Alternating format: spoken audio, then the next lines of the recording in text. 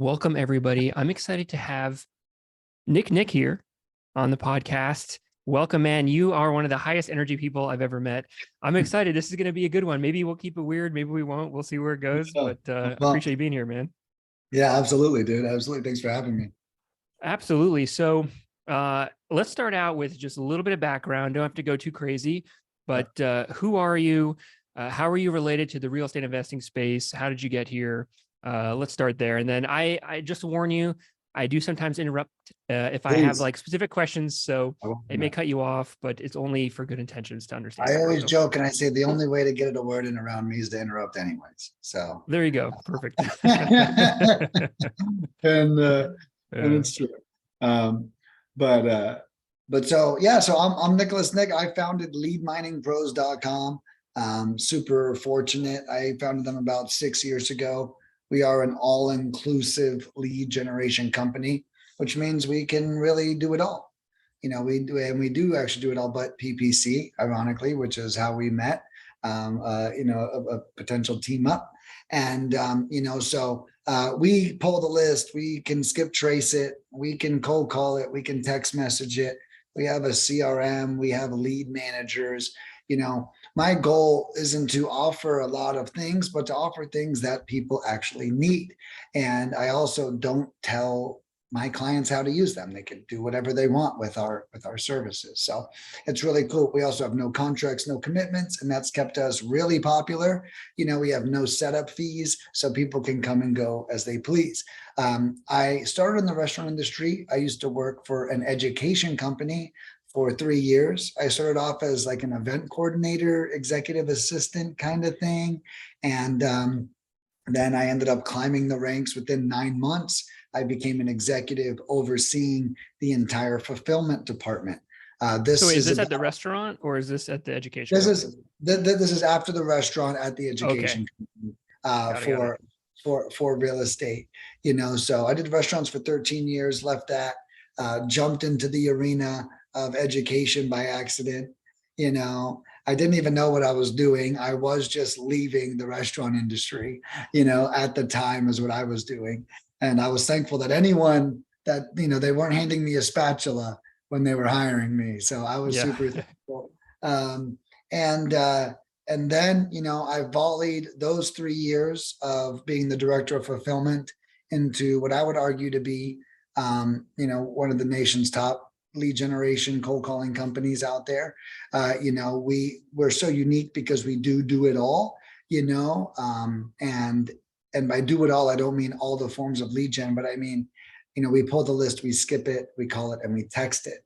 And, if you're piecing, people are probably watching that are doing these things. And if you're piecing all that together, there can be a lot of moving parts. Right. So we really solve a big need in this space. And it's been a great experience. 6 years in, I used to make $65,000 a year and work 70 hours a week. Now I probably work 70 hours a month. And in October, we did $120,000 in sales that month. So definitely a good flipped perspective, That is awesome. Yeah, I have a lot of questions and I do want to dive deep into cold calling. Cold calling is something I've never been, I'll be honest with you, I've never been a huge fan of myself. So maybe Sure. you can change my mind here. Okay. I'm obviously on the other end of the spectrum doing Google ads, completely different digital, right? So it could be a good partnership for sure. And I do want to dive into it, but I first want to back up a little bit into your kind of earlier days. How did you go from working at a restaurant to end up in a real estate education company? Sounds completely unrelated. And it was, I walked out of my restaurant career. I worked there for 13 years. So were you a chef or what were you?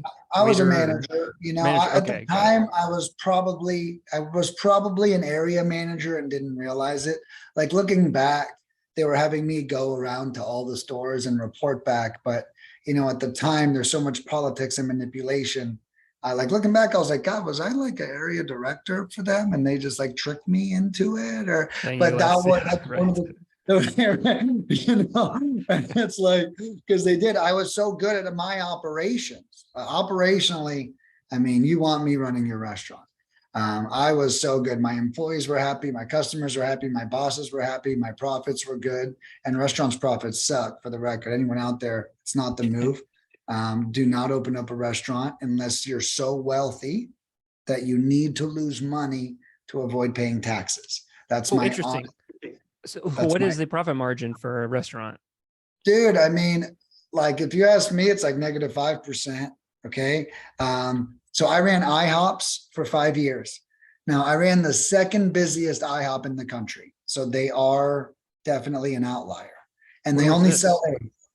When was this? What Oh, part of the? Orlando, right outside, Oh, makes right sense. outside of Disney. Okay. And now they were super busy, but they only sell eggs. Okay. Eggs are very profitable, right? I mean, how much is a fucking egg? Right. And then, they're selling it for $6, $5, whatever. So that store, second busiest restaurant in the country, was like 35% profit. Okay. So best case scenario, amazing margins, systems that have been around for 70 years. That's what IHOP is, just to let everyone know. So, and in their busiest restaurant. Well, you're rarely working in your restaurant's busiest restaurant, right? Very often as you're working in restaurants, you feel like that toddler that's always on the losing team when you play sports growing up. You're like, Yeah. is our team always last, or is it just me? And that's actually what it feels like working in restaurants. But the average profit margin, honestly, is like 5 to 10%. And that's honestly, it's 10% if you're killing it. Like if you're doing everything right, it's 10%. Your managers aren't stealing, your employees are ringing in the right orders, your cooks aren't wasting all the food. So I've always said, now that I wasn't rich back then because I was an employee, but now that I am, I look back, I see restaurants are amazing write-offs. Okay. I think I see the bigger picture a little better. If I was worth $10 million, I would open up a restaurant in my hometown. I would make it really affordable and I would treat it like a community station, right? More so than anything, that we just serve good food. It literally wouldn't be for profit, because I feel like a restaurant for profit would just be too hard to maintain, but it'd be for notoriety. It'd be for, I bring all my friends there, we'd have delicious food. So that would be like my vision, and being where I am now, my current business, we're like 70% profit, 65% profit. Okay. So like, it really never makes sense for me to open up a restaurant for profit, considering I have greater profit margins elsewhere, right? I think the word is, there's a better vehicle to wealth, right? I feel like get rich doing something else, then open up restaurants. Don't own a restaurant on the path to wealth. That's really interesting. I've always dreamed of, I think it would be cool to open up a restaurant. So if a restaurant's bringing in $1 million a year, the owner's taking home 50 grand, right? Something like that. I mean, that's pretty insane. Dude, and it's so stressful, right? Working so much. And that's the other thing. The phone's ringing, the air conditioner breaks, the Sally called out, I actually miss it. I really do. I thrive off of problems, and man, let me tell you, it's like that shit was made for me. I tried to leave the restaurant industry for 1 year and I had 9 jobs that year. Okay. Like that's how, but every time I was in it, I had the job for 4 years, because like there's so much dynamicness to working in restaurants, right? I have to wear so many hats. So like my ADHD was on fire. I used to say they make us work 12 hours because it feels like 8. Interesting. So did you mainly get out of it just because the money to effort wasn't there? Yeah, I mean that was the first tripwire. The next tripwire, and I think a lot of your listeners, if they have jobs, might really resonate with this, was the next tripwire was all my bosses were miserable assholes. Right. And I'm like, I don't want to be you. I don't want to be you. Like, what the fuck am I doing here? And I came up with a saying, and that was, I ran out of role models. And that's exactly what happened. There was no one for me to look up to. I'm making $65,000 a year. I'm working 70 hours a week. And it was wild. And why I quit, the reason I quit was they scheduled me 90 hours a week for 6 weeks. and I was salary. Honestly, if I was hourly, I'd be like, fuck yeah, dude, let's go. Okay. But I'm not. I'm salary. So guess what? My pay stays the same. And then I looked at the schedule and I was the only one scheduled 6 days a week after being with this company for 5 years. Not treating you right. And then they were a new restaurant. And then the manager goes, you got to prove yourself to these managers. And I was like, what did you just say to me? Like, I've been with this company for 5 years. Every manager in the building, their honest to God tenure didn't add up to the 5 years that I'd been with the company. And I was like, I don't have to prove myself to anybody. And if I could be honest with you and everyone watching, is I didn't know this was possible, but I had severe stomach pain, severe. And I had no idea what it was. And it was getting worse and worse and worse as months went on. I thought indigestion, okay, diet, I don't know what's going on. And the day I walked out of this job, my pain left and it never came back. The day dude, before that day, if you would have ever told me that stress could cause physical pain, I would call you a fucking liar. Before that day. Wow. Yeah. And I literally have goosebumps right now. Like, the reason I walked out is because I was like, fuck it, I'm going to the hospital. Literally, just so you know, that was like my walkout. Fuck it, fuck you, 90 hours a week, excuse all the language. But you know, I'm leaving, I'm going to the hospital. If you want to stop me, that's on you. And I leave and I didn't go to the hospital. I went home. They really tried to get me back. And then I sued them as well. I didn't win, but you know, I was being discriminated against. When you're the only person working 6 days, that is against the law. I mean, I spent 6 years upholding these laws. Right. You know? It's Right. like, you know, and to be honest with you, I didn't care about winning. I cared about stressing them out as much as I could after being gone. Like, you know what, you guys stressed me out. I'm getting stomach ulcers and stuff. You know, I'm going to go ahead and return the favor. But yeah, so, and then that's basically the leap. So all that happened. And I sat unemployed for 9 weeks and I applied to every job I thought I could do that wasn't a restaurant job. I was like, fuck it. And I came across this post on Craigslist that was really weird. That was like, put the word carrot in the subject line when you email us. Jump through all these hoops. Da, da, da, da, da, da, da, da. And I was like, oh, whatever, dude, bam. And I replied to it. And they were like, you were the only person who actually followed the instructions. Who actually followed the thing. And then they met me, they chat with me, they loved me. I didn't hear from them for 2 weeks. I'm unemployed. I'm nearing week 7, 8, and 9 being unemployed. And I was working 70 hours a week. So unemployment doesn't sit well with me. I'm like ready to go, dude. I'm like, what problem can I tackle? And then I've never followed up in my life for a job position. True story, ever. And I was like, you know what? Hey, I write an email. Hey guys, I never do this, but you know, I think things went so well. What happened? Right. And she said, oh my God, I totally forgot. Can you start tomorrow? And I was like, oh, thank God. Thank God. And they were so in the weeds. So yeah, they forgot about me. Dude, they were so in the weeds when they hired me that I was still working 70 hours a week. So I thought I was taking a pay cut going down to $18 an hour, but I was still working 70 hours a week, which is cool with me. I'm not complaining. I'm used to it, you know, but I'm hourly for the first time in my life. My paychecks were bigger than they were in the restaurant industry. And I was in a brand new career. And what I was doing was, I didn't know what was going on. They're like, hey, we're throwing events. I'm like, for what? Like, for real estate. I'm like, what the hell does that mean? I've been flipping burgers for 13 years. I have no idea what oh, well, we teach people how to invest. What's investing in real estate even mean? Dude, I worked there for 3 months before I even knew what this company did. And I was just helping them pull all the levers. And then I was like, wow, we sell people's experience to other people to teach them how to sell real estate. You know, it's very so can you interesting. break it down for me if you could? Like, what, I guess, is it selling wholesaling or flipping houses or subject to, or like what was the actual?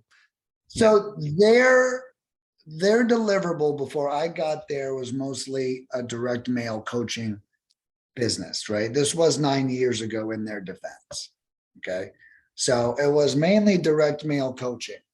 And the thing that innovated me towards lead mining and solved one of their problems is direct mail was stopping working. Mhm. All right.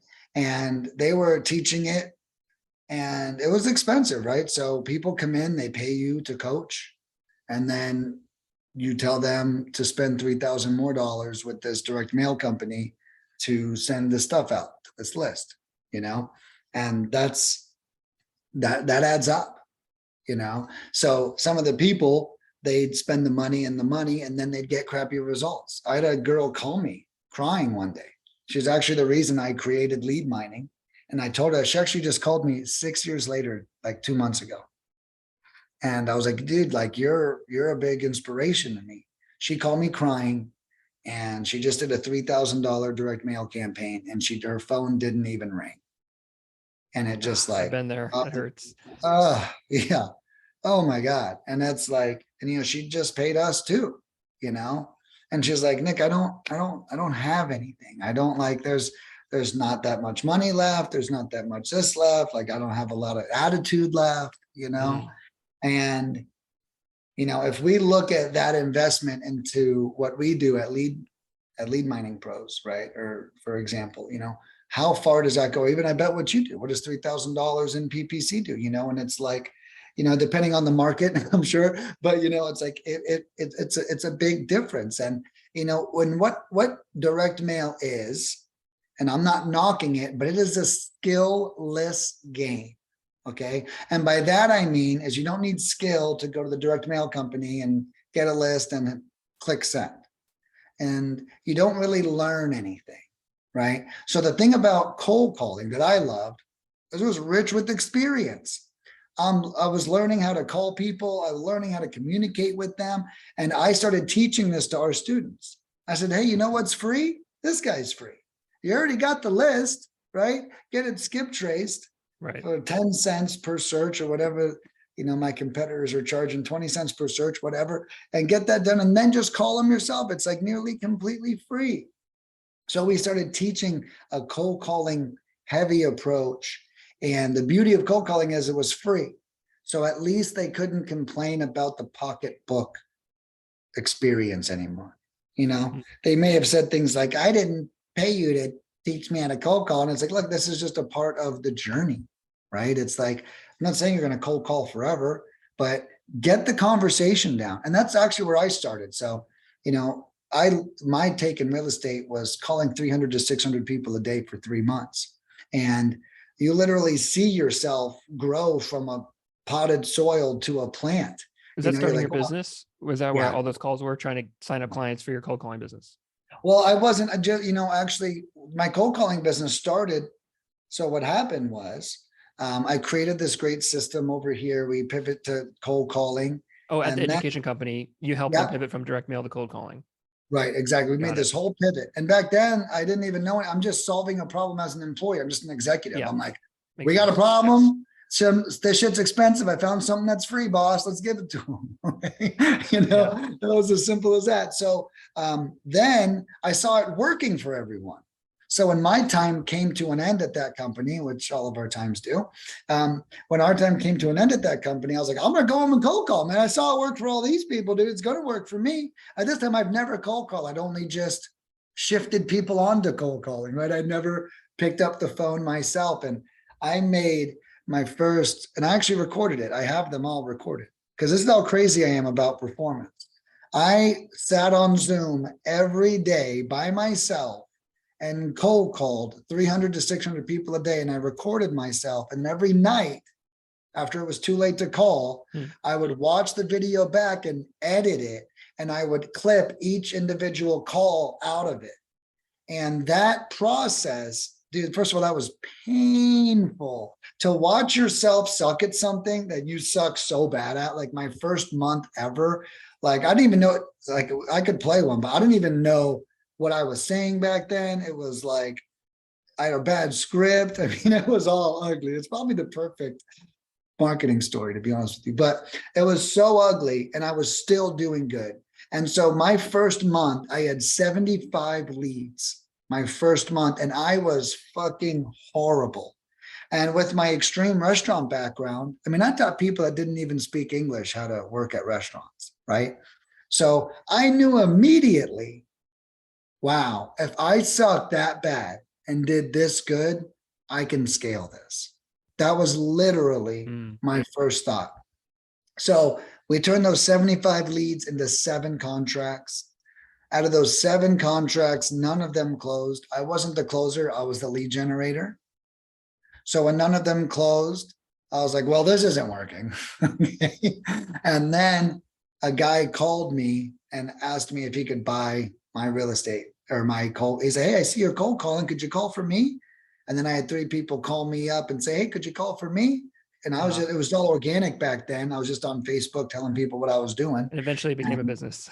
Right. Yeah. And then before I knew it, I was like, and now, I mean, we're going to do $900,000 in sales this year. And I have a very low marketing budget. I think I maybe spent $8,000 on Facebook ads or on marketing this year. So yeah, because you're probably doing, I'm assuming you're doing cold calling to get people to sign up for your cold No, calling we agency, don't. right? It's just all We don't organic. just, yeah. Well, you know, I'd hate to say we're Networking. organic after 6 years, but after 6 years and a lot of marketing we've done in the past, we are more organic is probably, Gotcha. you know, the best way. But yeah, we don't cold call. I have no outbound lead gen source other than maybe a podcast just like this, you know. Gotcha. But that's it, you know, and I'm super thankful for that, you know. I would love to, I do. Okay. I know we got like 30 minutes here. So I'm in my head. I'm like, okay, what is the best use of time? Because there's so much. I can throw some time on. So no worries. I appreciate it. Yeah. Cool. All right. So I want to backtrack a little bit. I do want to dive into the cold calling, how it works, even for my own education. I do want to dive in your agency, but I want to backtrack a little bit. I'm curious because you have a unique position working in this real estate education company. We don't have to say who it is. But you know, I've always been skeptical. I've talked to some other people on my podcast as well of like, there's been some, I don't know if it's like shady is the right word, but kind of weird sales practices that go on in terms of, right. I don't know your experience with in this certain company. Some companies are better than others, but I'm curious on your take on if you notice like anything in terms of how they sell courses or anything like that. You know, so I'm working with a friend right now to help me improve my website. I'll tell you this really unique story and then I'll answer your question. So I think we get carried away with sales. I think we get too addicted to the sale and not addicted enough to the result. And, you know, if you go to my website, dude, there is like fucking no sales copy. I think there's like 5 sentences on my website that isn't a product. Like that's it. Everything else. Products. We do have a lot of products. Yeah, but you know, but they're so black and white. Right. You know, I don't need like a landing page to convince you make 100,000 more in January with my, you know, so me personally, I am anti that boastful marketing style, right? I'm anti selling the dream is really the best way to word it. And that is what we see a lot with these companies. And, you know, there's just a bunch of tactics. Let's see if you qualify. Send them a bank statement of you with $30,000 in your bank account and you qualify. Okay. You know, send them a credit card with a $30,000 limit and you qualify, right? Trust me, you qualify. All right. Everybody qualifies. Everyone qualifies. And I'm not knocking anybody for saying that, but we have to be aware of the magic that happens. Marketing is more like magic right now. And we hear things and, you know, they may give us testimonials that show us that they close a deal in 30 days and stuff. So you're going to make your money back, you know. I think, so my role was I was the director of fulfillment. So right after the sales guy sold you, it was my job to call you. It was actually my job.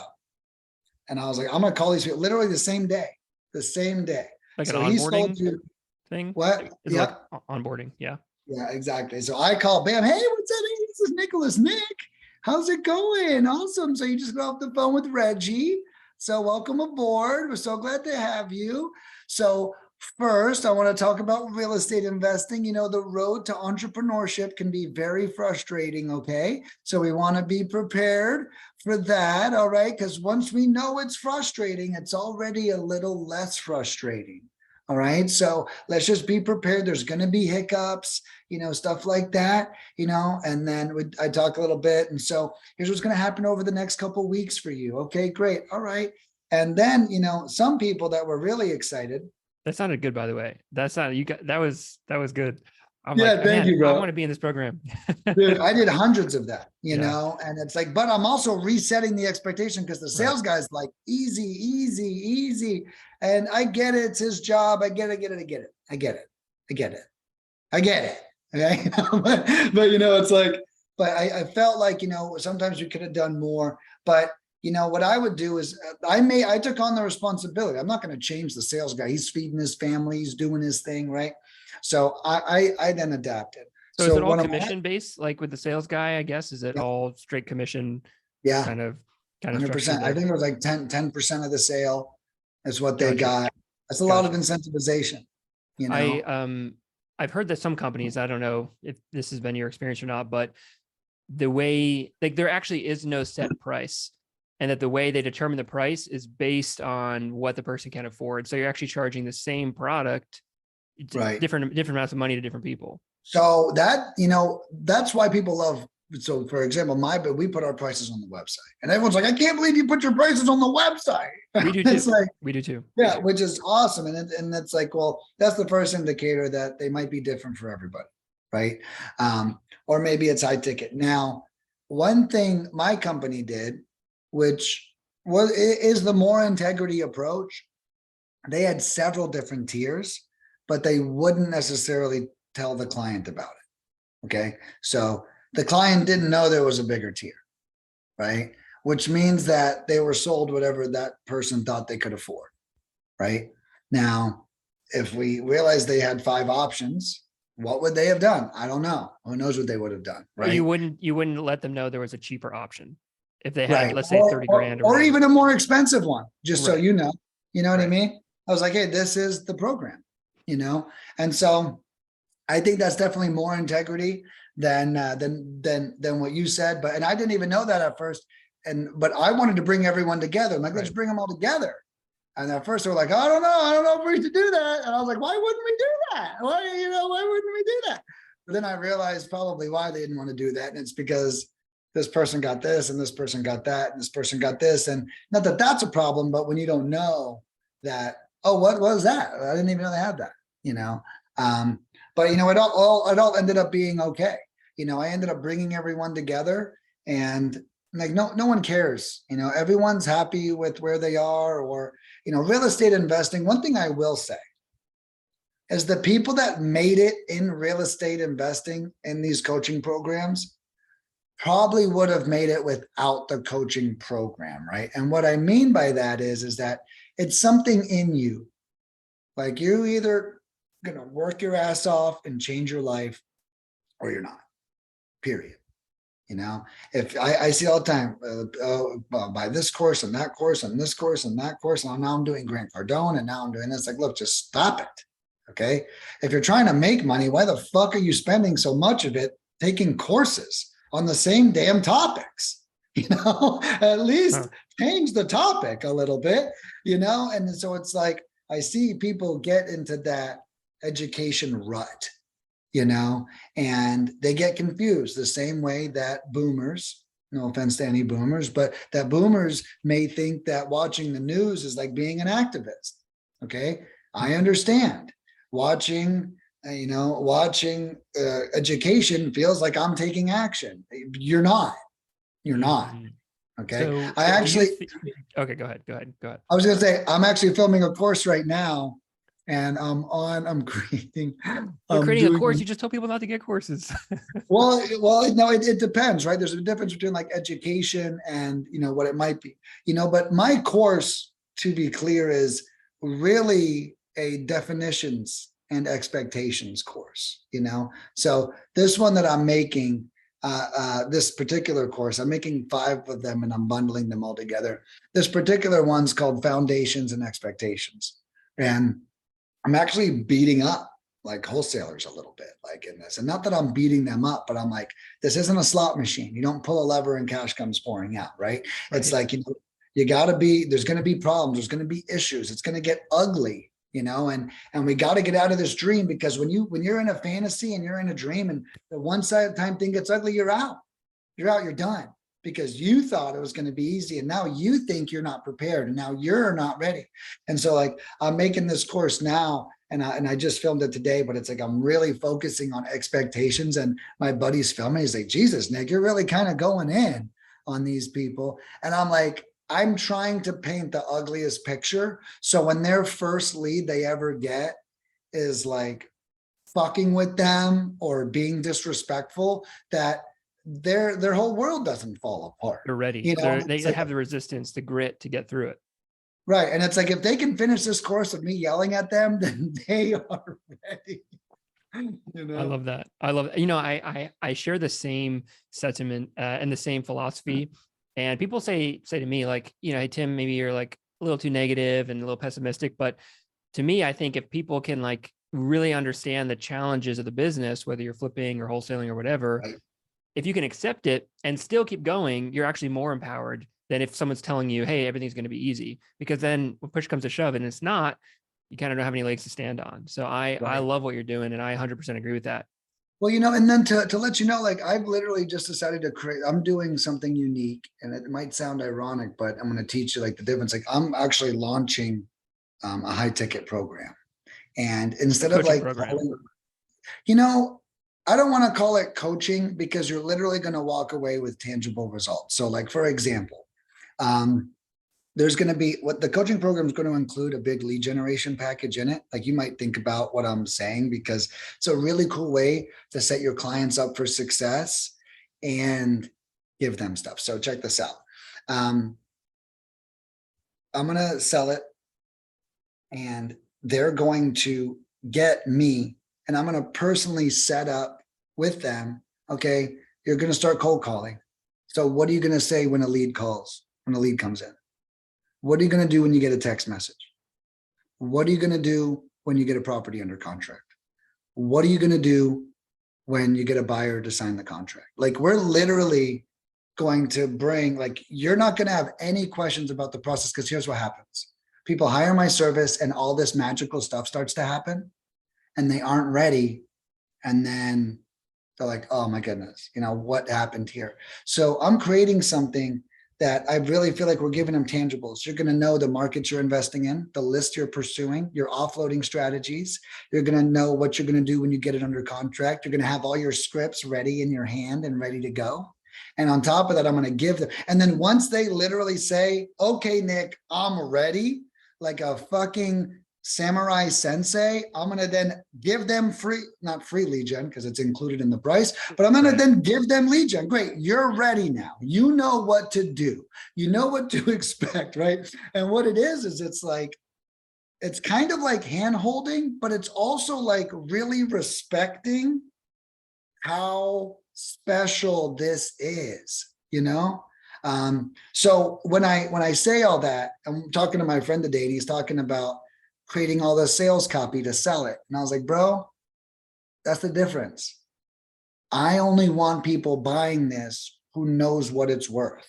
I don't want to convince anyone to buy this, right? Like, I really don't. I want them to see and go, oh, this is what I need. I don't want them to be like, oh, wow, this is going to do this for me and that for me, and have all this compelling sales copy. False expectations, right? Right. It's literally so direct. And it's like, I want it. And I was explaining to him, I want it to be direct, because I don't want anyone to feel like I coerce them in any way into buying this. This is a solution to a greater problem, So I feel like that's one of the main differentiators, right?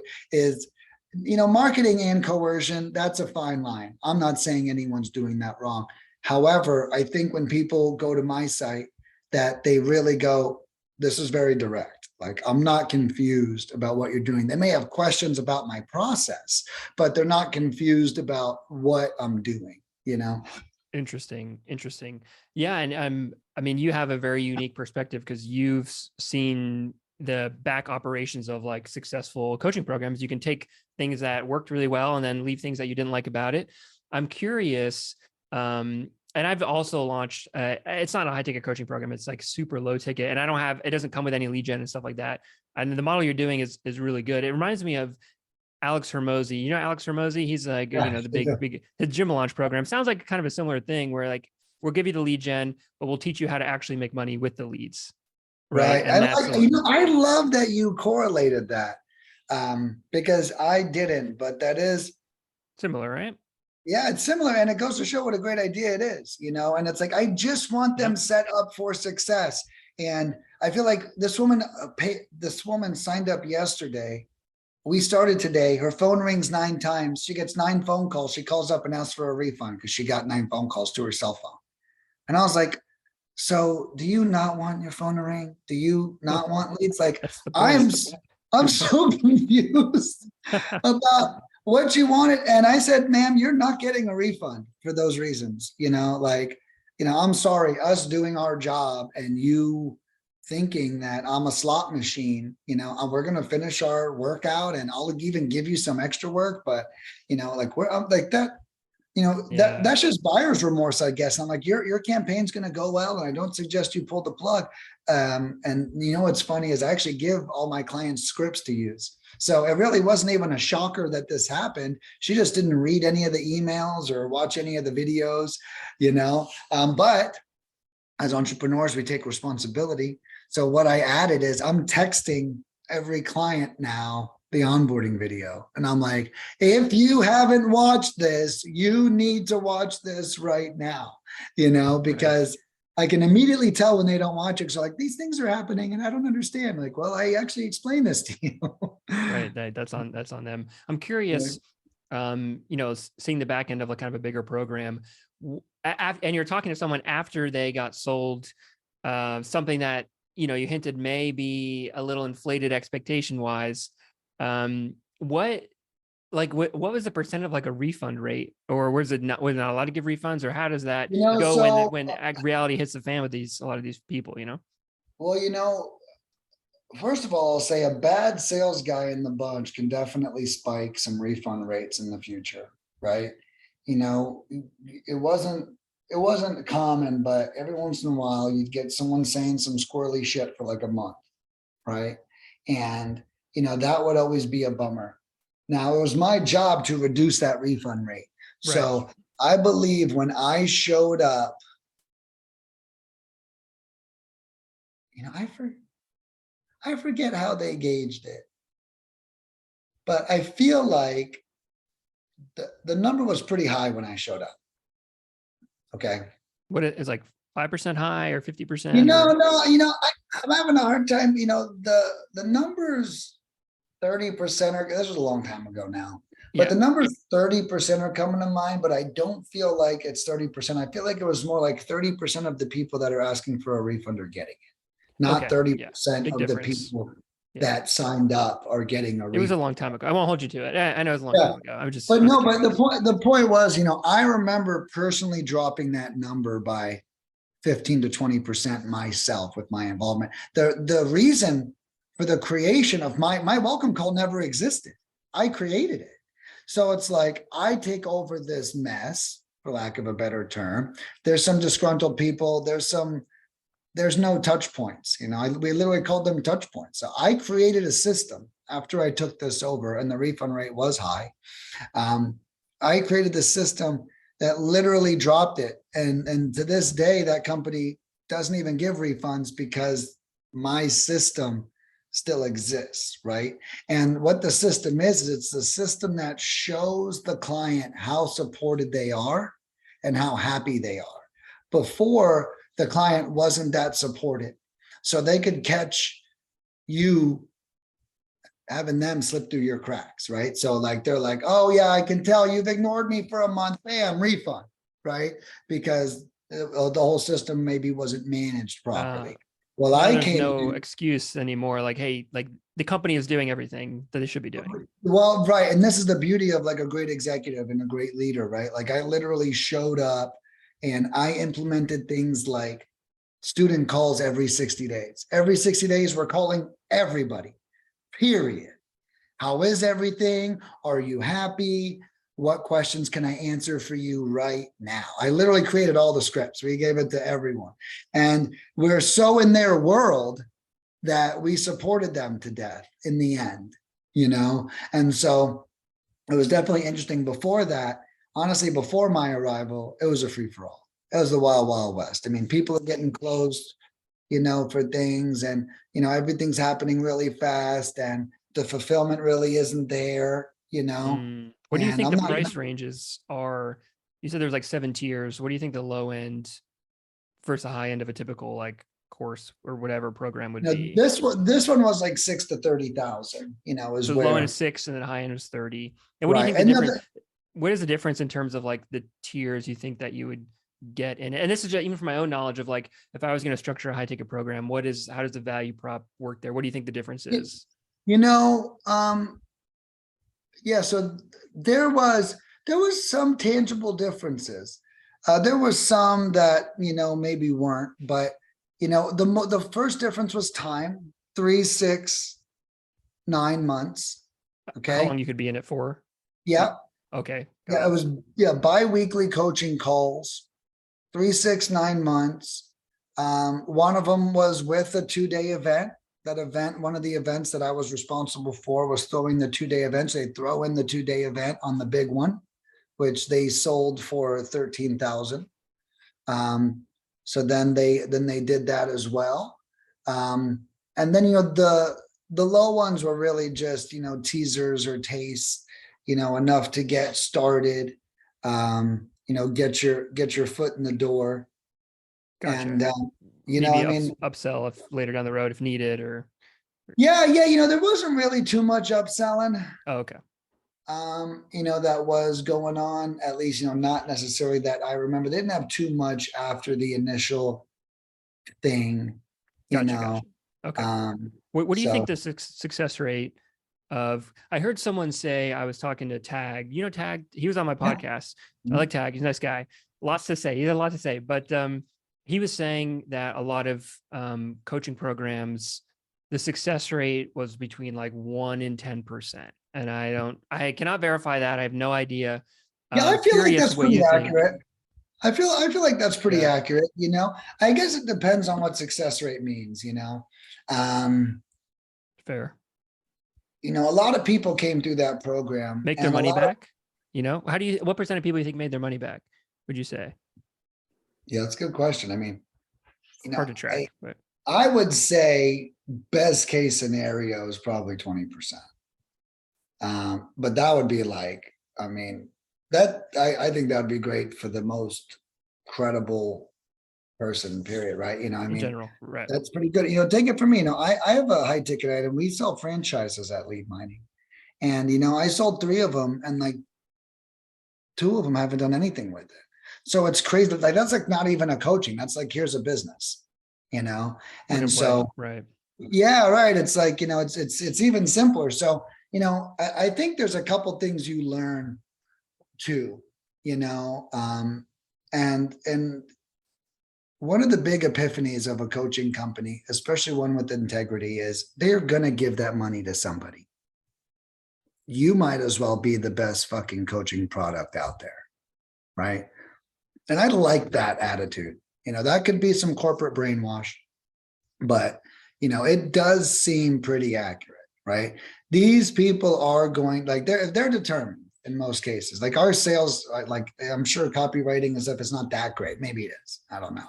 But like, well, you know, they probably were following Grant Cardone and then decided not to get from him and then decided to get from us. Like they're not like, I doubt it's their first decision, you know? So, you know, I really like that attitude. And then you have to understand that so many people are quitters. And they even just feel good about giving 15,000. To them, it's like a charity. It's like a mental work ethic charity. Yeah, I'm an investor. Yeah. I'm an investor. You are. Well, I paid someone $15,000 to say that, but I'm an investor, and I ran into all kinds of people. I ran into people who just talked about it, never did it, never closed a deal. Some of these students, they're just like, they're paying to be in a club. I've seen it. I've seen it, and that's pretty mind blowing, right? Because here I am. Expensive club. Yeah, here I am making 60 G's a year, and this guy's paying a quarter of my salary to like be in this club. And I'm like, it doesn't make sense to me at the time, Yeah. but people do crazy things with their money for crazy reasons. So, I really learned to stop judging.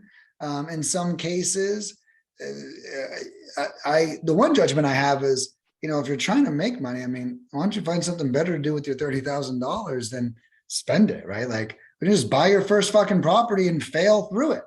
I mean, like, I don't know, but that's my style, right? I mean, that's why I'm an entrepreneur. I like failing. I like that stuff. So I'm So no story.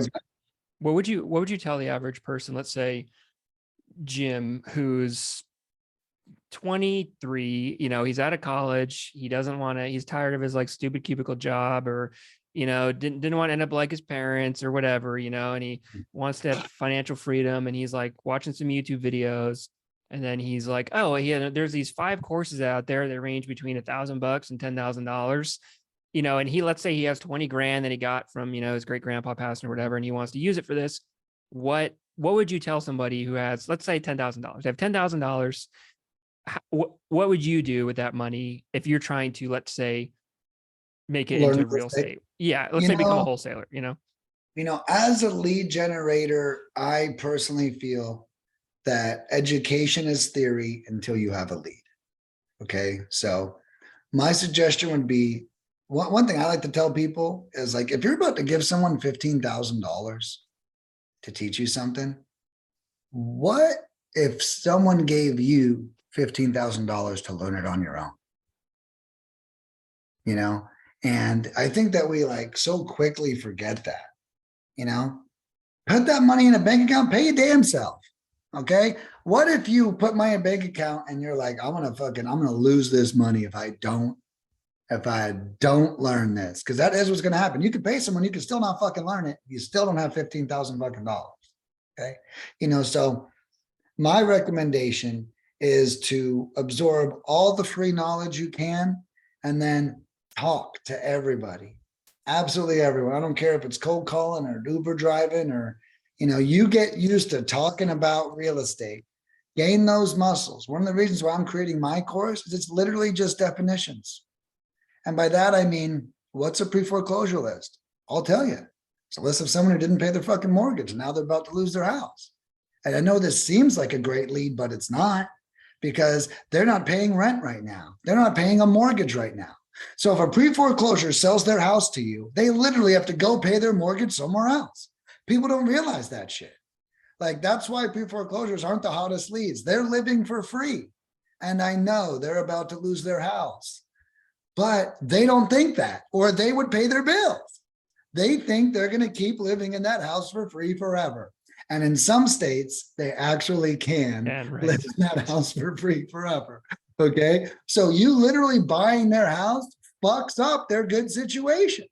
And like, I explained that, like in the course, for example, and I think that what newbies struggle with is vocabulary, as they don't understand what the words mean. And there's no teaching class.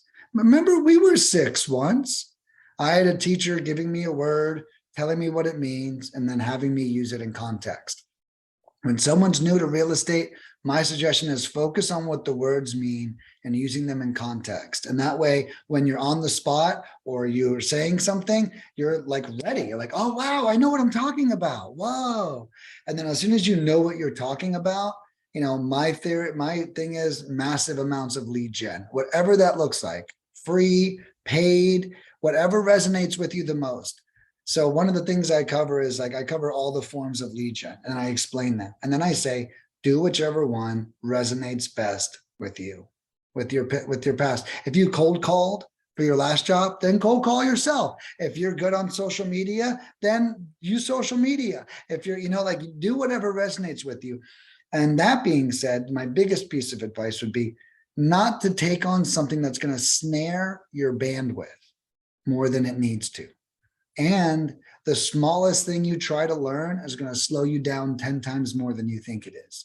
So really try to move very frictionless. Don't get stuck. Oh, a CRM. I got to get a CRM now. Yeah, 3 weeks to find a CRM that's perfect with 15 bells and whistles. And yeah. And you know what I tell people? If you don't have 10 leads, you don't need a CRM. Okay. Like until leads, you're probably. there. I mean, yeah. Yeah.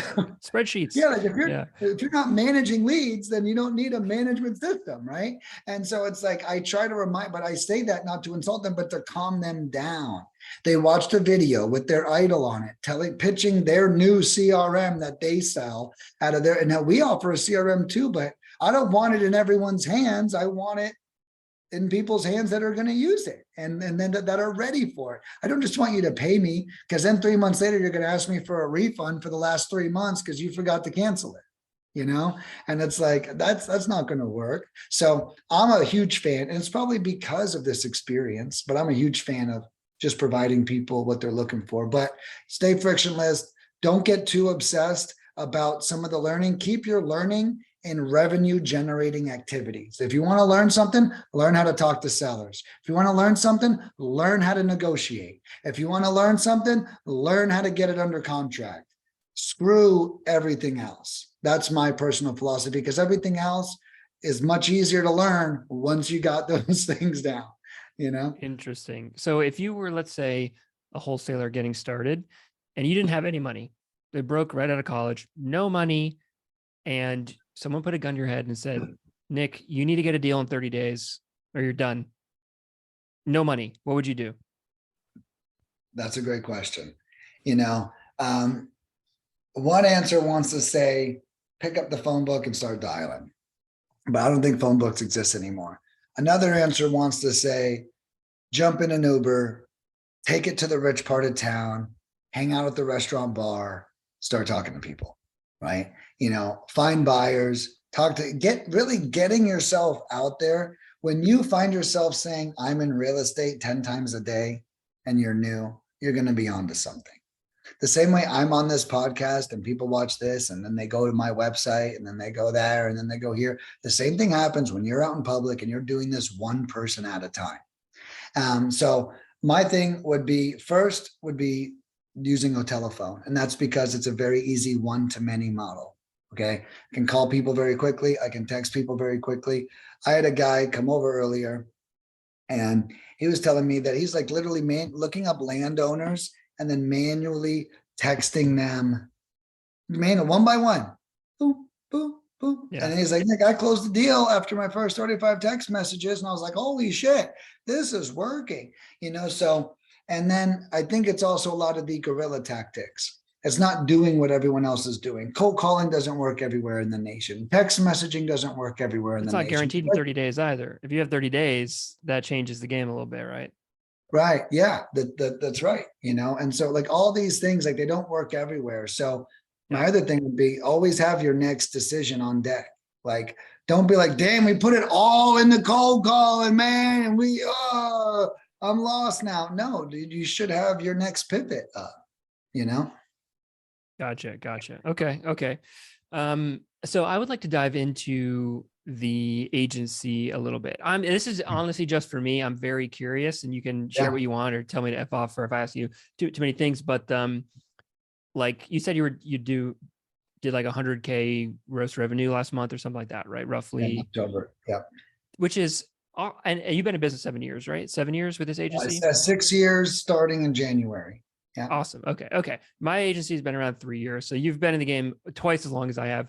Yeah. But how does that, let's say, I'm just trying to understand almost like I want to learn from you as an agency owner, what does the journey look like to get to that place? Because even for me, my goal isn't even to do 100K a month of revenue. I mean, that'd be great. I would love to get there. We're doing 30, I think, gross revenue wise, and our margins are like, well, I think it's also important to respect your vehicle. Okay, I met this guy the other day doing $5 million like in sales a year. And I was like, how many packages would I have to sell to do $5 million? Right. So I don't really have a vehicle to do $5 million a year, if I'm being fair, you know? I mean, this system might be able to do it, but my prices are too low.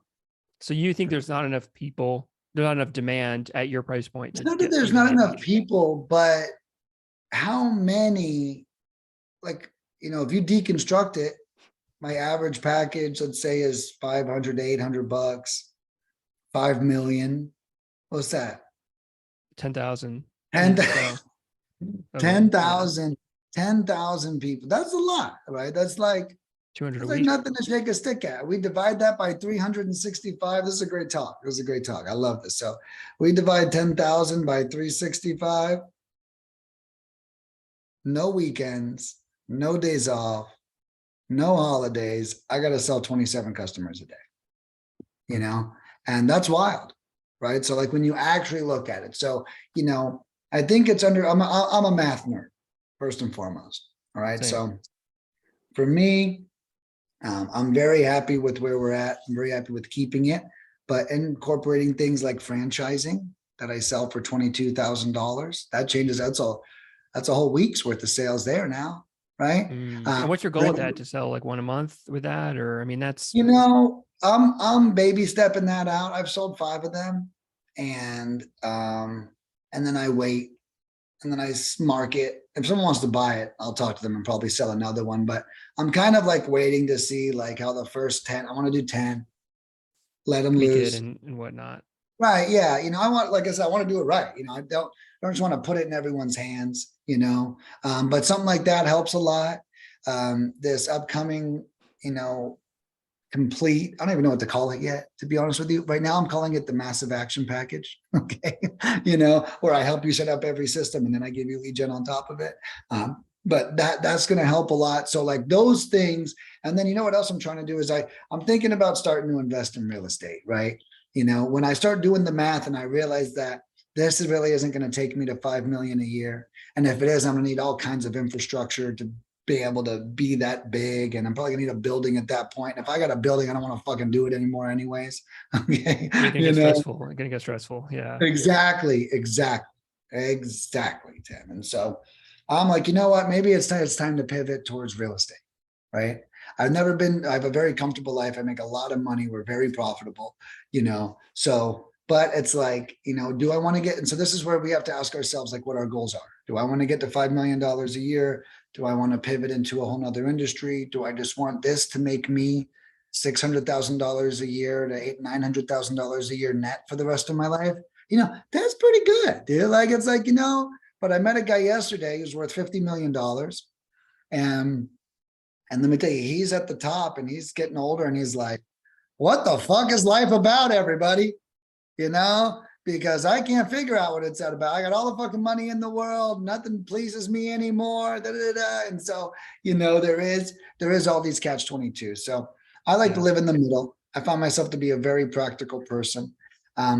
But, you know, with me, my number one traffic source is relationships, you know, like, you know, when you called or your partner called, I pay a lot of it. I used to really disregard, yeah, whatever, dude. Yeah, you're not going to help me. They'll call me, hey, I got an offer that will help you too, right? I used to hate those calls, you know, and I'm sure you know which ones. Like, hey, I'm going to tell my friends about your service and you're going to give me a discount because 2 people might sign up underneath my recommendation, right? But you know, now I've learned that when someone Your accents are so funny. I love it. Thank you, bro.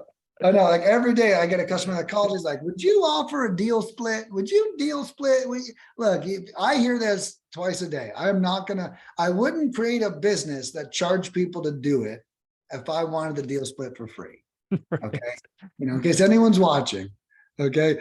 The UPS would not deliver mail. They would not charge for it and then decide to deliver it for free one day. It's not going to happen. Okay. But my number one thing is relationships. Now, when people call with relationships, I realize it's my most rewarding thing. It's the least amount of refund, the least amount of chargebacks, the least amount of headaches, you know, the best phone calls, the cheapest cost per lead for me, you know, it's really great. And so for me, you know, coming through out on all these relationships, and You know, and I used to do a lot of marketing. I did Facebook ads out the wazoo for 2.5 years. That built up a lot of traction. And I didn't realize I did marketing at the perfect time when COVID hit. So when everyone else paused their dollars, I was like the only idiot running towards Facebook, throwing dollars at it. And, you know, I was getting such insane results that they spoiled me so bad, I can't even do Facebook ads anymore. Okay, so what does that mean? Is that like you were like that's how you a big way you grew your business in the last 2 years, I guess, right? So can you break that down for me? I'm 2 years curious. prior. What was the lead cost conversion? Dude, I was getting purchases for $27 each. So it would cost you $27 to sell a To acquire a $500 customer. package. Yeah. It's a 20 times return on investment. And then I had a crazy. retargeting ad. I had a retargeting ad that was getting me purchases for $8. I mean, bro, it's unheard of, dude. I can spend $200 now and see nothing. Okay. So you think it was because of COVID in the market? It was like luck in a way at the time? There's a bunch of things, right? Facebook's changed a lot since then. This was COVID. So it was that 3 years ago now. Before the iOS updates, probably. That iOS updates came, COVID came. And they used to have something called a 28-day attribution period, which means that if someone saw or clicked on your ad for 28 days, it tracked their buy cycle. Now they don't do that. So now it's a 7-day window. So I also think that made my stats look way better because it tracked them for 28 days. But now it doesn't, I can tell there's a serious drop because even if 28 days goes by, I'm still not getting nearly as many purchases on these platforms. So it was definitely a perfect storm for me. I got really lucky. Now I also don't, I've never spent over $120 a day. Oh, okay. So you were spending three grand a month to make 50 grand a month. I mean, that's pretty good. But 3 grand to make 50 grand a month, basically, right? It was, dude, That's it was crazy. So is it recurring revenue? Like if someone buys a $500 package, are they one off or how much time do they repeat? So my biggest problem is that everything that we sell is single serving. Now that's my secret sauce and my biggest detriment. Right. Makes sense. As with many businesses, a double-edged sword, right? Your best thing. Right. Yeah. People love using me because there's no commitments, but because there's no commitments, they stop using me very easily. Right. You know, and I don't mind that really because I'm here for them when they come back, but it is a disservice to them. I had a guy spend $300, literally close on a $45,000 profit deal. He goes away for 3 months, comes back, hey man, I made $45,000. I said, great, dude. So are you going to buy like one of the bigger packages? No, I'm just going to give you the other $300. It doesn't make sense, right? It doesn't, if they do the math, I just understand why you wouldn't spend as much as possible in a way. You know, and it's one deal, but it's people like him that prove to me that contracts actually aren't bad for people like him. You know, I had another guy, $305. Closed a $35,000 deal, tells me 3 months. I said, well, where you been, bro? If you literally 10,000%ed your money, where have you been? And he's like, man, you know, I paid off some debt and I'm just chilling out. And you know what I think the reality is, Tim? Most of these investors really are part-time. And I think a service like mine shows me that guy does come back once every 3 months. Spends $500, maybe gets a deal, maybe it waits again, spends $500. So it's like, you know, I'm realizing that this industry is a lot more full of hobbyists than, and they're doing well. They're not closing deals, but they're just not churning 52 weeks a year like I am at Lead Mining, or you might be in your business. You know, they're hobbyists, and you know, real estate can pay well enough to make you a hobbyist. You close 4 deals a year at $30,000. Hey, you just made $120,000. You know? Yeah. I wonder why that is. I just think it's unstable. Like people, like we even have the same problem sometimes where we get clients who like brag about how great returns they're getting and then they quit. I'm like, I'm not upset that you quit, but it doesn't make sense if you're. I don't understand the logic, right? The logic doesn't. Yeah. Anyway, that doesn't make sense. Like, we could talk about that for hours, I'm sure. Yeah. Disgruntled agency owner problems, but Yeah, anyway. right. So I know we're wrapping up here soon. I just have a couple more questions for you. I Good. appreciate your time here. It's been Yeah. a very interesting conversation. In terms of cold calling, I don't have a ton of experience doing it. I interviewed another guy on here who used to have a cold calling agency, and at the time he stopped doing it. And he said his Okay. problem was when he was doing cold calling, that the lists would like burn up. They would run dry. Like the lists would just like, if you're hitting a list, you can only hit a same list so much. And they're just Right. like, they would just like run out. And he just found, at least that's what he told me, was like one of the biggest reasons why it ended up like he just couldn't get the results there. Like they would do well for the first 3 months. And Right. then maybe afterwards they kind of like churn out. So I'm curious your experience with that. How do you manage that type of dynamic with cold calling? Well, with cold calling, there's a couple of approaches, but I always tell people have your next market on deck, right? And for a couple reasons. One, your current one may stop working. Might just happen. I mean, I think, you being in digital ads, I run cold calling campaigns the way you optimize digital ad campaigns. I'm looking at the metrics. Hey, these numbers aren't great right now. Let's let this list cool down. Let's maybe move to another market. Do you have another market?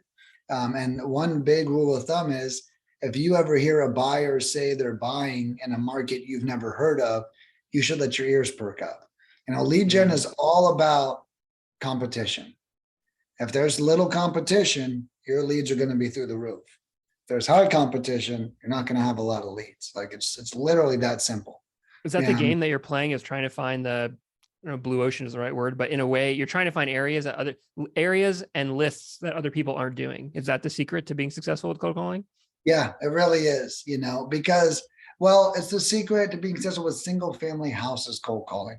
Land, honestly, anyone who calls me and says land, that's an easy win for us. Okay. Land does so well, it really kicks butt. So I highly recommend land for our lead generation strategies. But I joke and I say single family homes can be a bloodbath, and you really do have to find, you can tell how saturated a market is by how grumpy the sellers are. Some of these people are like, oh yeah, everything's great. They're really great. Have great leads. They close. Other people are like, who are you? You're the fifth person to say you want to buy my house. I don't trust anybody anymore. It's like they start like losing, their trust. And so, I recommend rural markets. I recommend absentee lists first. Then I recommend vacant and tax delinquents and probates. Okay. Is that because those are on average the least competitive lists? Not necessarily least competitive, but they are the lists with the best opportunities for a good conversation, is actually the best way to put it, right? So cold calling is more about good conversations than distressed sellers. If I call a list of divorced people, like that doesn't even sound fun. Okay. Like upset, angry, yelling, losing a house, losing half their life, lost their loved ones. That person's life is too fucked up to just, hey, Sally, how's your day coming? Yeah, it fucking sucks, dude. Fucking losing everything. Who the fuck is this? The hell you want being so nosy for? Right? Like it's so different. When their lives are too bad, you're not having a good conversation with them. And then I joke and people go, oh, pre-foreclosures, they're the best. And these most distressed lists, they're the best. And I say, when was the last time you volunteered to have a conversation with the pissed off person? Like, it's not a good idea. It doesn't matter. It's not a good idea. I remember when I was a kid, I wanted a toy. And my dad was like, go ask your mother, but now's not a good time, Nick. Your mom's very upset right now. And I was like, shut up, Dad. You don't know shit. Mom, can I get this? Mom starts yelling and screaming at me. Oh, man. Dad was on point. That was my first lesson about timing. And so when you think of pre-foreclosures or more distressed lists for cold calling specifically, not in general, specifically, that timing to get them happy is much smaller than those other lists. Absentees are great. They at least have a second house, maybe more. Right. Vacants are great. That's definitely a second house. That vacant house is abandoned. That's what vacant means. It means it's marked vacant by the United States Post Office because they kept delivering mail to there and no one was emptying their mailbox or whatever indicators they use. Are there Okay. vacant lists out there? Can you get a vacant list? You That can get a sounds- vacant list, but it doesn't mean that it's accurate. And by that, I mean, most likely that vacant house was marked vacant within a recent window. If I were to guess, I'd say the last 2 years. So it doesn't mean it's still vacant. I actually used to sell vacant lists and I stopped because everyone called me up and they go, it's not vacant. And I was like, I did not drive by the house myself and then see if it was vacant. Like, this is a software. It's a There's going to list, be right. errors, you know. Right. Interesting. Okay, so okay, I was going to ask the list that you're running. Okay, oh yeah. So you say good conversation. Why do we want to have good conversations? How does that? What is it? What do you mean by good conversation, and why does that matter? I mean, the person can't be like totally fucked, right? I mean, it's like, you know, I used to call pre-foreclosures and they were all like, they're trying to sell me marijuana. They're trying to sell me magazines, you know, like I literally, hey man, you want some weed? Like, I was like, do you live in my city? I don't think you do, dude. If you did, I would like some weed, but you don't even live here, bro. Like, you could even sell me this if you wanted to. But so realizing that those other leads will take you down a rabbit hole, right? It's only when the person has a good life that they can even be honest with you. You know, someone's life fucking sucks. Like, you're not even going to get an authentic response at all. So I like the good conversations because, and that's why my whole strategy is good conversations, focus on the relationship, you know? And it's like, you're better off calling an absentee list and making friends with them and getting them to sell than calling a pre-foreclosure list and just hoping that, you know, something happens out of it, and using a relationship with the absentee. You know, I had a guy, I tell this story. I had a guy come over and buy an e-bike from me. I bought this really expensive e-bike. I don't recommend that for anyone. It's wasting my fucking money. But so then I'm going to sell it. Okay. And I was going to sell it for $3,000. Well, this guy shows up with his nephew, and not his little nephew. He was an adult. But they talked to me for 15 minutes outside. And I found out he had another e-bike at the house, just a much lower model. And I really wanted an e-bike. I just didn't want a $5,000 one anymore. So the guy's over for 15 minutes. I'm like, I'll tell you what, bro. You bring your bike over and just give me $1,000 and we're good. And he was about to give me $3,000 cash and then go have to sell his bike and go through all this hoopla. He's like, man, are you serious, dude? And I was like, yeah, bro. You know, honestly, I just want this fucking thing out of here. And if you put some cash in my pocket and I get an e-bike and replace, like, fuck, did I just win, right? I just recouped my dumb investment in a sense. And I was like, so, you know, we're good. And, you know, I remind people all the time, you know, people, you only get the deal when they like you. No one's giving you 50% off on their house if they don't like you. And I think that we constantly skim over that. And so it's easier to get them to like you when they're in a good place, when they are mentally sound, when they don't have a kid screaming or a bill or whatever. And the other thing is, the more distressed list, their cell phones are getting turned off, right? Well, you're using the cell phone to call them. So if they're like, I always joke and say, if they've abandoned the house, they've abandoned a couple cell phone bills. So it's going to be harder to also get those people on the phone. You know, if I've abandoned my mortgage, it's my place to live, then I'm definitely not paying Verizon $130 a month either. That's a fair point. So when you say build relationships with people, to me, my first thought is long-term follow-up, because people, like, there's not often, hey, I just met you, but I really like you. I'll stay in my home today. It's like, I like you. I'll talk to you next month. And then we'll see how I feel. And I'll talk to you the month after that. And then it ends up being a long-term game. Would that be an accurate assumption to make? Yeah. So the good news is it's all of it, but you have to be good at the long-term game, you know. Now, it's also about great first impressions. You know, if you can get in there quickly and get them to like you and build rapport and go visit the house. I have this one guy who says, Nick, I talk about whatever they want until they like me, and then I talk about whatever I want. You know, that's a great strategy. He says, if they want to sell their house or they want to rent it and I want to buy it, then I'm going to talk about renting it. And then I'm going to go and see the house and even act like a renter. And then before I leave, I'm going to say, well, have you ever considered selling before? You know? Right. And so, you know, I think it's just having like a real big relationship mind, but not being scared of the 3-month lead.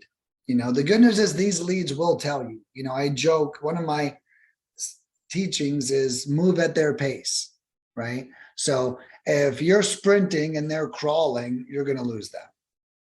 But if if you're sprinting and they're crawling, I think I said it right. But so if they are sprinting, you're going to be the first person. No, you're not going to be in the dark.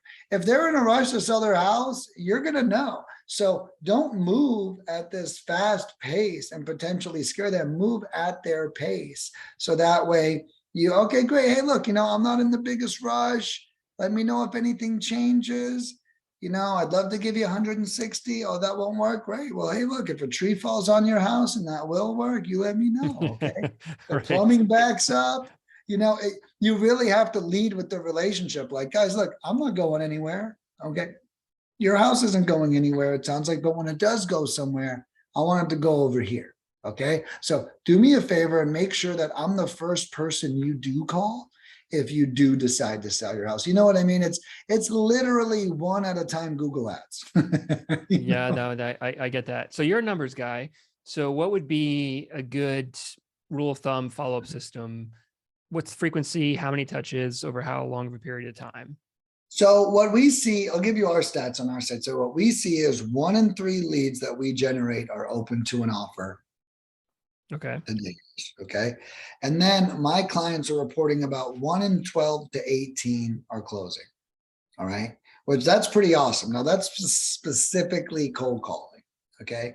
Now, Is that across all lists? That seems almost too good, to be honest. That seems I expect it to be closer to like 1 in 40 or 1 in 50. The 1 in 18 seems well, really good. those numbers are, and it all depends, right? So there's a lot of back end, but I can tell you that if you have, so we had a brand new client get 36 leads on a campaign, which is huge. She closed 3 deals on that, on 36 leads, brand new, not even systems, no CRM, you know. Now she is in Muncie, Indiana. Okay. I had another client. Which, Get okay, you're 9 saying that, which means it's a more rural area, so it's easier potentially to get a deal there. It's a couple-edged sword, but yes, definitely easier to get a deal there. And the deals are lower. The property, Right. first property, the first Saturday she was with us, she got a phone call back and it was a lead. And she get it under contract on Saturday. She sold it that Friday. Her first deal was $3,000. And she was with me for like 5 days. And she was like, holy shit, that was awesome. Right. Another woman got 8 leads, also closed a deal. So, you know, but it is a numbers game, and early deals can sometimes confuse people. Well, Nick, so would you say then, because to me, I'm like, in that case with that person in Indiana, like she may be doing really well in the beginning, but 9 months from now, maybe hard to get deals because it's such a small population. The lists run out. She basically milked them all for all they could in the first 3 to 6 months. right. Yeah. Is And that true? I had a guy do that with us in Arkansas. We did the small town in Arkansas. There wasn't even, we ran a campaign. He closed 3 deals. There was no records left for us to even pull, right? Because it was Arkansas. So it was literally just this one campaign, but we like crushed it. And then he got super excited, but the same thing happened, right? It's like we couldn't really pivot in that market. So what we do have you a do? couple Mail it a options. year later? Yeah. Well, anyway, what were you Well, gonna say? yeah. So, I mean, one, I would let it cool for 2 months as one piece of advice. The other thing is we can pivot to owner occupieds, right? If we're low on population, there's tons of owner occupieds out there, you know, much lower lead flow, much harder to talk to someone about selling a home that they live in, a lot more decision making Of on the course. phone, right? Like, oh no, where are we going to go? You know, like when it's their second home, and the other perk of absentees or vacants or tax delinquent, those second home problems is they don't have to worry about what they're doing. And I think that that is probably another, that's an indicator, I think, of someone wanting to sell, right? Like they don't have to pack or move or think, or they're just going to collect a check or whatever the hell they're going to do. That, I think that's quite a qualifier, you know? But what was the question? Yeah, no, I was just saying, what do you do with the lady, let's say we're in Indiana, who 3 months? Oh, it's running low. You're running low. Like what is she, is that it? Like, hey, mail the list Well, a year from so, now, or? well, yeah. you So know? what I tell her is, and the cool thing is everything's 100% virtual. And that's why my saying is have your next marketing on deck or your next market on deck, right? And it's like, where are we going to go next? Have you been scoping out other rural markets? Or are there other places around Muncie like Muncie, right? And so it really becomes an experimentation, but the truth is all marketing, I think you can agree, right? Yeah. All marketing isn't, they go, Nick, what's going to happen? I go, well, here's our average numbers, but we don't know unless we start, That's the name of the game. If it was a guarantee, everyone would have, everyone would be millionaires, right? Yeah, exactly. I would be doing this for myself if there was a Exactly. guarantee, right? Yeah. Exactly. So yeah, backtrack to like, what is the follow-up? And then we'll wrap it up. What is the follow-up frequency? You're saying, so you say people close 1 in 10 or 1 in 18, 1 in 20, I think is really good. But anyway, yeah, what do you recommend people as their kind of follow-up frequency and cadence? I think it's, so first of all, you get a lead, you call them within 15 to 30 minutes, max, right? So first is speed, next is intent. Well, they said they want to sell in 3 months. Well, call them next month. And then call them a month after that. Hey, just wanted to touch in, come up with creative scripts. Reference your notes. Hey, how's the house doing? Huh? You guys doing good over there? All right, so I remember last time you mentioned Gary might get transferred to New York. How's that going? Right? Okay, well, great. Well, look, let me know. I'm here to help. If you have any questions, reach out to me. Really, you have to become, what you have to do is you have to change from follow-up, honestly, to customer service. Right? I think that's probably a powerful I like that distinction. I like that. It's not like, hey, I got a $50,000 check here with your name on it. Are you, what are you wearing? Right? It's like. So how long are those phone calls, you think, on average? Because if I have a list of 500 people and I'm doing follow-up calls, I'm like, man, it's taking up a lot of time. How long do you think someone should expect to be on the phone for these customer service calls? I think they're quick, man. Honestly, my calls for my business, if someone calls my cell phone, if we're on the phone for 12 minutes, that's a long time, honestly, on a phone call, so I tell everyone this, every lead is worth 2 to 3 minutes of your time, and you're going to know everything you need to know in the first 2 to 3 minutes of that call. They're going to cuss you out. They're going to be nice. They're going to have warm tones. You're going to turn them around, whatever it is. And the other thing is stop letting these people's bullshit slow you down. Like, that's a message to my clients, not to you. And that's like, someone says, oh, well, they said 1.5 million. Well, they still spoke to us for 20 minutes. They're not completely full of shit. They are testing you right now. The other day, literally yesterday, I asked that guy who was worth $50 million at the mastermind. He said he was looking for the meaning of life, right? And I said, sounds like you need to mentor me to get to where you are. I was like, I think that would really give you purpose. I said that to him. I love that. I did. And then you should do it for free too, because that's make it really fulfilling. Prove to yourself that it's not for the money. Yeah, give back, pro bono. And he comes up to me afterward and he says, I just met this guy that day for the first time. And he says, hey man, so I'm going to ski week in Japan and my buddy just canceled on me. You want to come? And I was like, he is fucking testing me. Hey bro, first hangout, Japan in the mountains. See you there? You want me to mentor you? Let's go.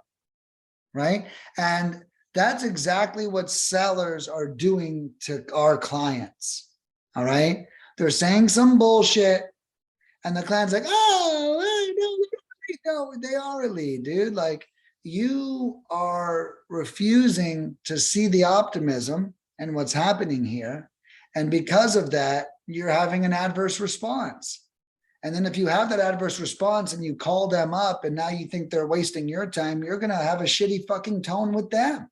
Right. So it's like, we don't even realize how much we're in control of these other people's energy. That's really the problem.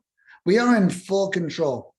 I told you, I cold call 300 to 600 people a day for 3 months.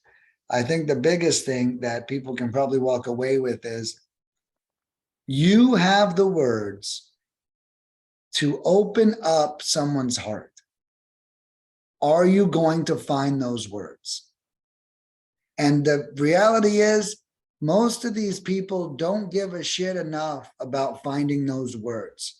But there's something you can say. I used to have people cut. My first cold calling expedition was in New York City in the fucking Bronx. Okay. They would cuss me out and I wouldn't cuss them out back, but I would return the energy and they would start laughing and they would, okay, yeah. So what were you calling about again, man? Like, dude, people are literally challenging you, not so you fail, so you succeed. So like, don't fucking take their bullshit answers to heart. Well, you know what? Yeah, dude, you know, like, let me come up with a great example. Sometimes we have to give in to like what's happening to really get something. So a small example that's probably irrelevant. My girlfriend and I are arguing because we ran out of toothpaste. Okay. Or she's arguing. I'm like, what the hell? And I want to fight back because I'm getting yelled at over toothpaste. Right. So I'm like about to get upset. All right.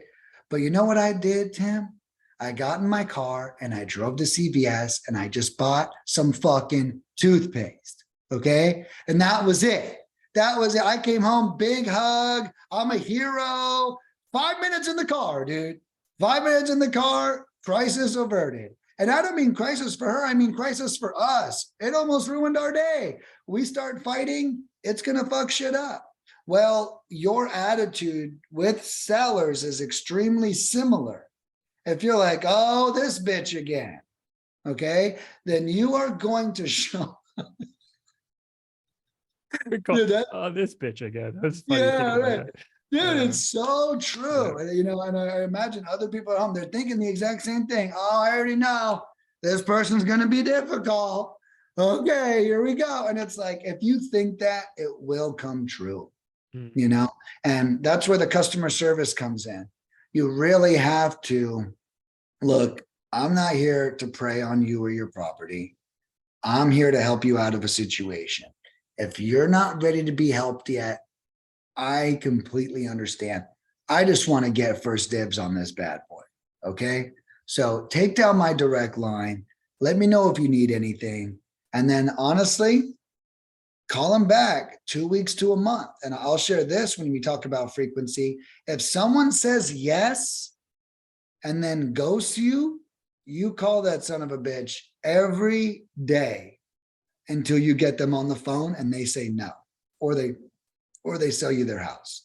Every day, or they don't pick up, like a week, 2 weeks? How long? Bro, well, you're going to get another story.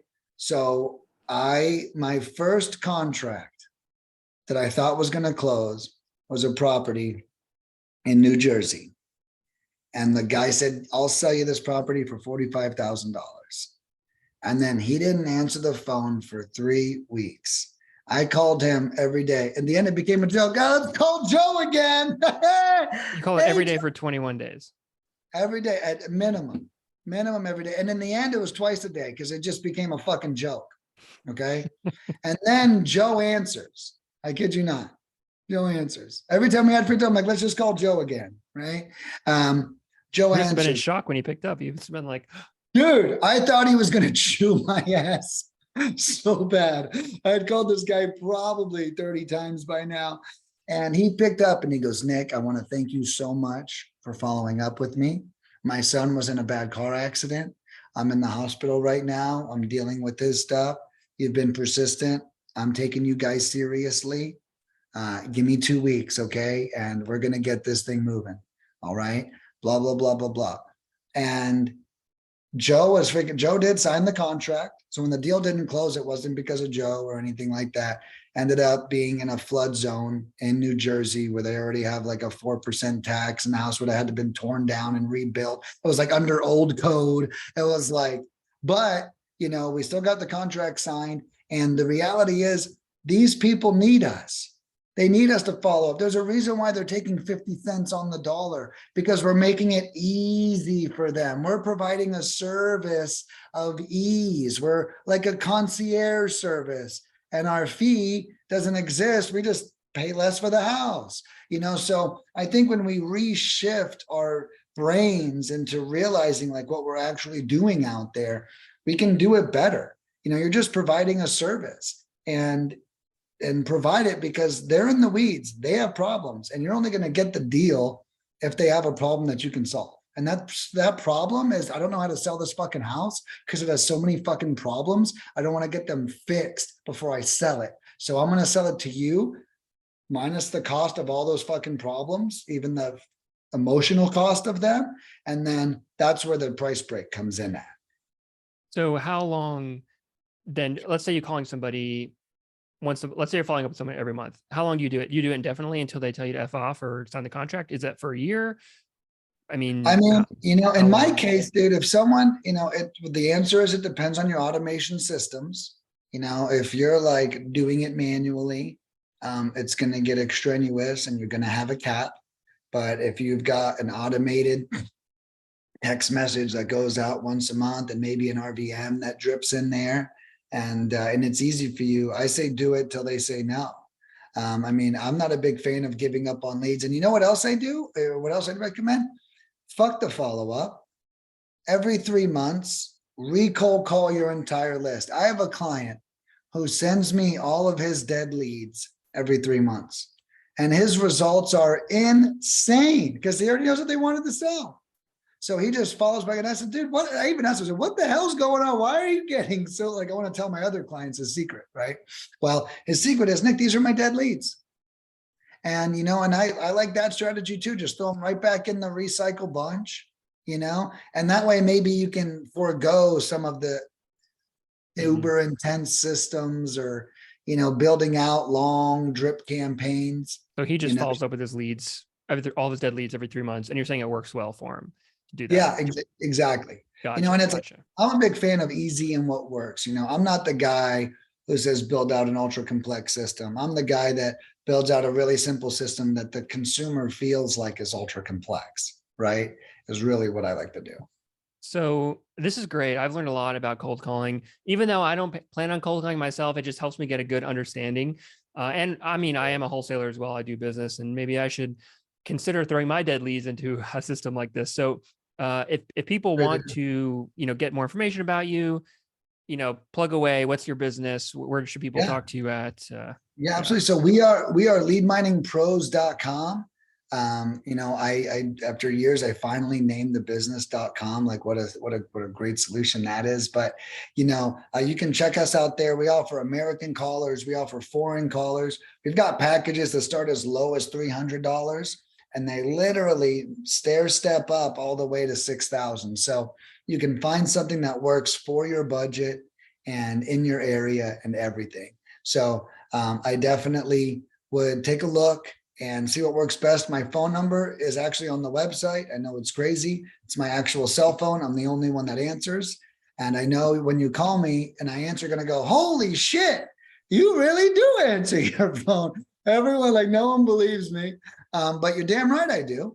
We're very profitable, and I'm here for you. Like all that shit I said about customer service, I put my money where my mouth is. I'm very available. Every client gets an opportunity to meet with me weekly on a one-on-one basis to talk about whatever they want, their campaigns, their acquisition process, anything. So if you're a client of ours, you can get me up to once a week, completely included in the price. So definitely, if you're looking for some guidance, or if you're looking for some expertise and you're looking for no contracts, no commitments, and no hidden fees, we're definitely a great choice to be. If I was someone listening, when I called you on the phone, I would record that call and listen to how you talk to me. And I'd probably learn from that conversation because you've talked to a lot of people and you know what you're doing. So I think even just that'd be a good learning opportunity to see how Nick would talk to you on the phone as a business owner and the Well, salesperson. and thank you for saying that. And you're exactly right. And just so you know, I reference the call I'm on in my trainings. I say, do you see how I'm not rushing you off the phone? Do you see how I'm not, I don't have dollar. Are you buying or what? Are you going to Right. buy a product or what? Like, I don't talk to my customers like that. So you Right. shouldn't say to your customer, are you going to take my offer or what? Right? We are building a relationship. You know what I learned, Tim? That almost once a week, someone calls me and says, hey, we spoke 3 months ago. Hey, we spoke 3 months ago. The trick about real amazing customer service is you don't have to follow up. They can't wait to give you your business. And I think the one thing I do right in this world, and it's really because of my restaurant career, and it's amazing customer service. And what it is when they do decide, they don't even have anyone else that they know of, let alone that they like nearly as much as you. They've been dying for a chance to give you their business. I have customers call me like, Nick, it's like talking to an old friend when I call you. And that's because when I answer, I'm peace, I'm calm, I'm cool. I swear, I'm not like, I tell the truth, I'm very honest. And I agree with you, Tim. Take our call and you can totally study it and you can literally mimic your whole follow-up strategy around it. And it will change the way your business runs. Yeah, I think I understand you now, Nick. I think you're a customer service guy. You've taken what you learned in the restaurant business, applied it to the real estate education company, probably took some lessons there. I Yeah. think really you're a customer service business, with the hat of a cold calling agency on, but really you're a customer service business. I No, like that. yeah, I like that you said that because it's like, I feel like what I serve, no matter what we do, I feel like if I sold balloons or something, we would do it really well. And that is another great lesson for everyone. If you do one thing, this is the one thing, in my honest opinion, if you could only do customer service right, you're doing it right. If customers walk away feeling serviced, you've won. Even if people don't get a deal, and their averages are lined up and I answer the phone every time they call and you say, and like, dude, Nick was awesome. I mean, the cold calling didn't work for us, but Nick was awesome. Right. And that is my second favorite recommendation. My first is it all worked and it was awesome. But, and to really give them something to look forward to, man. So thank you so much for saying that.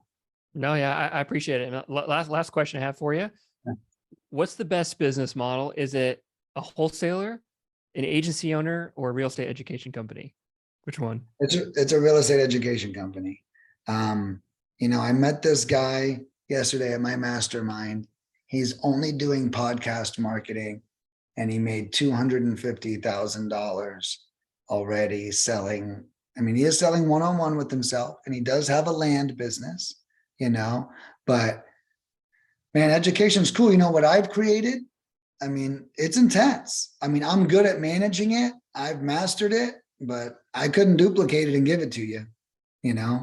That's why I created franchising, because I can't duplicate it. I can plug into your business and fulfill for you. And that's what our franchise is. It's like a fulfillment franchise, but it is hard to find 15 cold callers that are willing to work every day and all these VAs that will show up every day. I look back and I can't even believe I created this business. And it's definitely difficult. But however, now that you do something like this forever, here's the other reality. Just like I ran restaurants for low wages and then this came out of that. What comes if I took that big of a level up out of restaurants, then how big of a level up do I take after 13 years of doing this, right? So I think that's another super important lesson is the past that's left traveled that we're muscling through. So some of you that are investors going, fuck, he just said coaching is more money, whatever.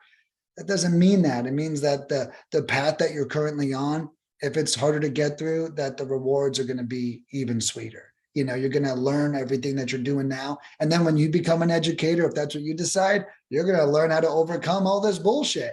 And then that's going to be a part of your education. You're going to be ninja at overcoming obstacles.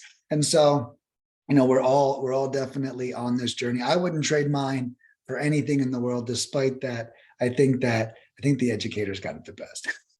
I like that. I like that. Are we going to see you pivot to a big education company in the future here? Yeah. You know, if I did, it will be honestly, I even call myself now, I'm an education company posing as a lead generation company. I've actually been saying that for a while, and it's because of where my heart is. My heart is ensuring you're educated so you can ensure you do well with it. So if I did do that, it would be like a expensive education program that came with like $5,000 to $10,000 worth of lead gen, which is actually what I'm creating. Is right now what I'm working on is going to be $15,000, and it's going to come with $5,000 worth of lead gen in it. Right. So it's not going to be comparable to any course out there, which is why I'm calling it massive action, because after we learn everything, we're taking massive action. So if it got any bigger than that, it would really just include a lot of leads, and that would just make it more of a no-brainer for people. Because I think as soon as they realize, why would I pay this guy $30,000 and not get leads when this guy is $15,000 and I literally get exclusive leads, and not the kind of leads that some of these guys take just absentee lists and mail them out to everyone. Here's your leads that you get talked to, spoken to, executed on, leads that they spoke to. So if I did get bigger, there'd be so much value around that it wouldn't look like an education offer. It looked like Gym Launch. And REI Launch, bro. REI Launch. I think it's a better name than Massive Action I Plan. like that. REI Launch. I'm stealing it. I haven't officially named it yet. So I definitely need that. And then Alex Hormozi will hopefully buy my ads. Yeah, then he'll buy your company. Right. Exactly. That's what he's doing. I think he takes like crazy high equity of companies. He takes like 50% or something. Really? Yeah. So that's another conversation for another day. But is there anything I didn't ask you that you want to share before we wrap it up here?